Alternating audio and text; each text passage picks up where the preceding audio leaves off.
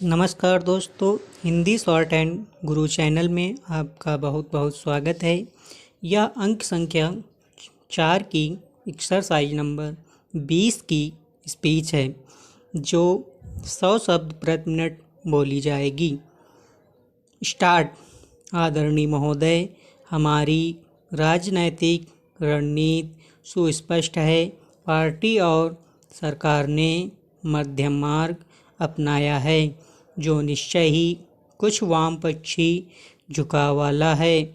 अब हमें अपने लोगों को यह दिखा देना है कि इस मार्ग से चलकर हम अभीष्ट परिणाम प्राप्त कर सकते हैं, और परिणाम से मेरा आशय केवल विकास की बढ़ी हुई गति ही नहीं है, बल्कि सामाजिक असमानताओं में तेजी से कमी होना भी है। हमारी जनता की आस्था लोकतंत्री व्यवस्था में है।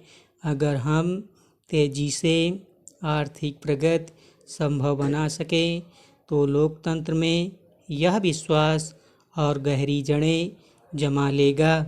यह सचमुच एक महत्वपूर्ण विषय है। हमारी पंचवर्षीय योजनाएं देश को आगे ले जाने के उद्देश्य से बनाई जाती हैं। अब हम 10वीं योजना की शुरुआत कर रहे हैं, और आज हम तेज़ी से प्रगति कर सकने की स्थिति में हैं।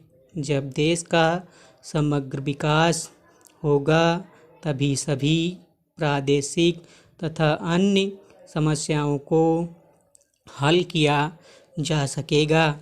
इसलिए योजना में हमने राज्य क्षेत्र के लिए विनियोजन को बनाए रखा है। हमने कृषि की ओर विशेष ध्यान दिया है। कृषि के क्षेत्र में भी शुष्क खेती की समस्याओं की ओर हम खास तौर से ध्यान देना चाहते हैं। पिछले 2 वर्षों में हमने उन किसानों की मदद की जिनको सिंचाई के साधन उपलब्ध थे, और इससे हमारी खेती की पैदावार बढ़ती।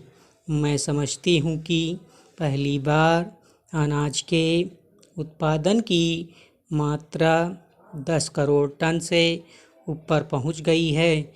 इसलिए जहाँ तक अनाज का संबंध है, हम आज आत्मनिर्भर हो चुके हैं।